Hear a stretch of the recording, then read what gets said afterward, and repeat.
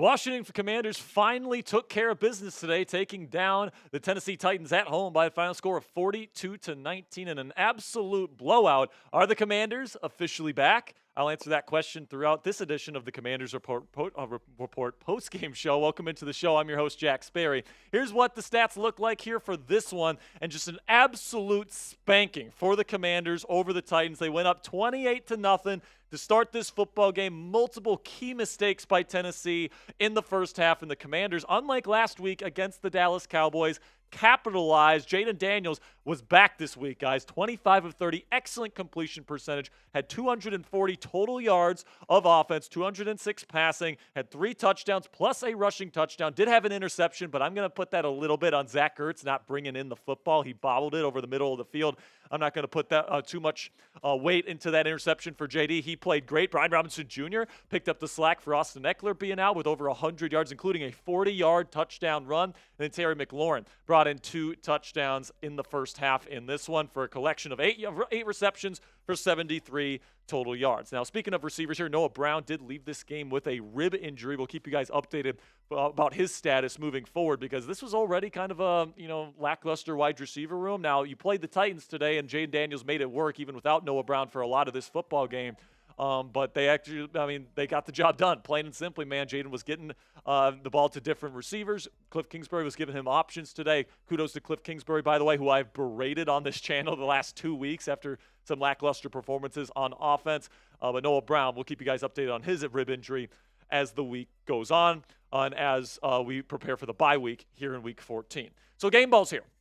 Start with Jayden Daniels because, man, the last 3 weeks was not fantastic for Jayden. The completion percentage went down like 11 points or something crazy like that. Like, Jayden was not playing the same level of football versus the Steelers, Eagles, and then last week against Dallas. This week, he was back, all right, 25 of 30. He was really, really good all game long. He was finding the right receivers. His mental processing looked a lot better today. He was getting the ball out faster than in previous weeks. Today continued the trend here where if the Commanders throw the ball less than 31 times with Jayden Daniels, they win the football game, plain and simply, man. And that's why the run game in getting that back today was such a huge component of the win for this one. And Brian Robinson Jr. gets the game ball for my first game ball here for the running back room here. And Brian Robinson, man, what a performance today. That 40-yard touchdown run really got things going for the Commanders offensively and really got the ball rolling and getting the confidence going for this unit that had really struggled over the last several weeks. The run game was kind of missing while Brian Robinson was kind of dealing with some injuries. Same thing with Eckler.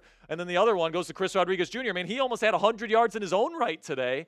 And he was really, really good towards the end of the game, putting things away, and just like he was in the Giants game earlier this year. And, Chris, bringing in him, when Austin Eckler's on IR, he's going to miss multiple weeks. For another guy to almost put up 100 yards on the ground today with Eckler out of the lineup is certainly a ray of hope for this Commanders rushing attack, because really this entire offense is revolved around the rushing game, right? Jayden Daniels, you can't throw more than 31 times in a game with him if you really expect to win the football game. I think they're 1-4 in games where Jayden throws over 31 times, so you need the run game to get going. Today, both running backs really got going for the Commanders, and that was a big reason why the Commanders' offense looked much, much better in this football game. My final game ball here goes to Kliff Kingsbury because, listen, man, I have, the Kliff is something that has been something that Kliff has had to deal with throughout his career as a head coach, both at Texas Tech and at Arizona before he got fired in 2022. And it looked like it was starting to creep up again. But kudos to him. He made some good adjustments this week. There was some better execution. I like the stuff in the red zone that he had this week compared to previous weeks. And Jayden just looked overall more comfortable. So kudos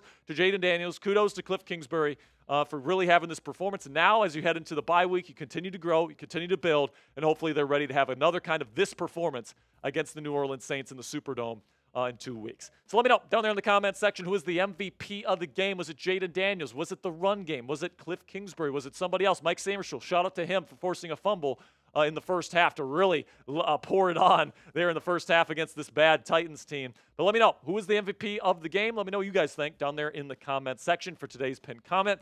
In just a second here, I'm going to tell you about our sponsor today at Prize Picks. And while I'm talking about Prize Picks, let me know who the MVP of today's game was down there in the comments section. All right, let's have a word from our sponsor here at Prize Picks, which is the best place to get real money sports action all on your phone this football season. Join over 10 million users and sign up today. PrizePicks invented flex play, which means you can still cash out if your lineup isn't perfect. You can double your money even if one of your picks doesn't hit. PrizePicks puts their members first, so all withdrawals are fast, safe, and secure. When my picks hit, I can get my money in as quick as 15 minutes. Also, PrizePicks now offers Venmo for quick and easy deposits and withdrawals into your account this sports season. Sign up today and get $50 instantly when you play just $5. Don't even need to win to receive the $50 bonus. It's guaranteed. PrizePicks also offers weekly promotions that can lead to big payouts like Taco Tuesday, where each Tuesday, PrizePicks discounts select player projections up to 25% to provide even more value for your lineup. So you guys can see our projection here for Sunday Night Football, taking the more on receptions for George Kittle. In my opinion, the best tight end in football, taking the more on Christian McCaffrey rushing yards. With the snow on the ground there in Buffalo, I'm taking the more on rush yards for James Cook. As well, because it's going to be a snow game tonight, guys. So download the PrizePicks app and use code CLNS to get $50 instantly after you play your first $5 lineup. It's $50 instantly when you use code CLNS after playing your first $5 lineup on the PrizePicks app today. PrizePicks, run your game. First takeaway is that I do think Jayden Daniels is now back on track. Today he looked like the Jayden Daniels that we saw when they killed the Arizona Cardinals on the road, when they killed other teams like they scored 38 on Cincinnati earlier this year. You know, this is an offense that has been able to put up big points and get 40-plus consistently throughout this season before that rib injury, and now this was kind of the first time where Jayden really looked like he was ready to go. And, you know, I think that part of it is I think Kliff did a good job adjusting to some of the blitz stuff that teams were doing against Jayden. And I think that they did a really good job coaching up Jayden to find those answers when he's hot, when the other team sends pressure. And then also it really does make it a lot easier, guys, when you go up 28-0 in the first half. But Jayden played his part in that as well, executing in the red zone, doing a good job with his legs today as well, I thought. And overall, very, very good day for QB1. He needs to continue to build, though, heading into New Orleans in 2 weeks. And then I just want to give a shout out here to the situational ball for the Washington Commanders in this one. I think they were 9 of 15 on third down. I think they were 1 for 1 on fourth down, and then they were 5 for 7 in the red zone. So a situational ball here, you know, the thing that they really struggled against and have been really struggling with the last 3 weeks, they really turned it around. Now, the Titans aren't a good football team, that's granted, but it's nice to see the Commanders take care of business on those weighty downs and in the red area this week. They did a good job with that. But kicker is still an issue here in Washington, all right? Zane Gonzalez was 0 for 2 on his field goal attempts. So this is a team here in Washington, you know, for as much as they dominated today, 42 points, it should have been 48. You know, and you really do expect your kickers to make it from the distances Gonzalez was kicking at. And now I thought he looked better today than Seibert did a week prior. The ball wasn't as wobbly as it was with Austin, but you know, Gonzalez has shown some good things this year. I'm hoping in the weeks to come it's not as much of an issue, but it is something to keep your eye on. Also, this is kind of like a Freaky Friday kind of performance for me, guys, because last week against the Dallas Cowboys, they gave you opportunity after opportunity after opportunity. You could have been up 28-0 in that football game against the Dallas Cowboys. You had the opportunity to do that, and they didn't take advantage of the opportunities. But now all of a sudden, you know, you switch bodies here, and now you're the Commanders team that absolutely takes advantage of the mistakes. They scored on just about every single time that they were given a short field in this game compared to last game where they had numerous short fields in the first half, only came away with 3 points in that first half.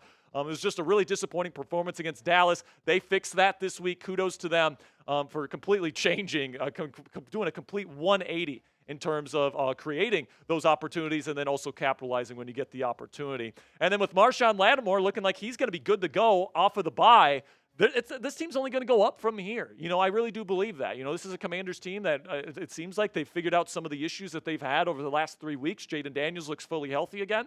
And, you know, Noah Brown, I'm guessing, should maybe potentially be back after the bye week as well. And you get Marshawn Lattimore to be your number 1 corner for the rest of the season. By the way, he's going to be making his Commanders debut, most likely, against his former team in the New Orleans Saints in the Superdome. So what a storyline that's going to be here 2 weeks' time from now. Can't wait to cover that one with you guys here on the Commanders Report. But I really do think with the addition of a top-notch number 1 corner, this team can only go up from here. And this team may be back from this point forward. You know, the Atlanta Falcons are absolutely crapping away their season right now. I have a hard time believing they can come into Northwest Stadium in Landover and beat the Commanders. I think the Commanders can absolutely, off of a bye, that is if Dan Quinn and Kliff Kingsbury are worth their salt as coaches, can go into New Orleans on a bye week and get a win there. They're much better. They're the much more talented team. Then you get the Eagles. That'll be a tough game. Can't wait for that one. If the Commanders beat the Eagles, that'll really be the test that proves that the Commanders can win in the postseason this year. And then you get the Cowboys again, and I feel like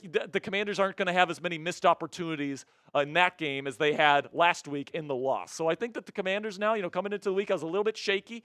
This game is going to tell me a lot about how I feel about this team heading into the bye week. But honestly, it wouldn't shock me at all if this team goes 3-1 or even 4-0 to finish the season. So I guess we'll see how this offense plays down the stretch. But it's definitely a good sign getting the win and taking care of business finally here in Week 13. So let me know down there in the comments section. Grade the Commanders' performance today, A, B, C, D, or F down there in the comments. I mean, overall, man, what else are you going to say? I'm going to give it an A. Complete domination. You took advantage of your situations that you had the opportunity to capitalize on, and I thought it was a well-coached game. Both sides of the football, defense, offense, both played well. I'm going to give it a very solid A for the Washington Commanders. Make sure you guys click that subscribe button if you haven't already. Really do appreciate all of your guys' support. We'll be back tomorrow with more Commanders takeaways from this game after I'm able to fully watch the film here and really break things down from that play-by-play perspective. So really do appreciate your guys' support. Make sure you click that subscribe button. Until tomorrow, guys, go raise some hail.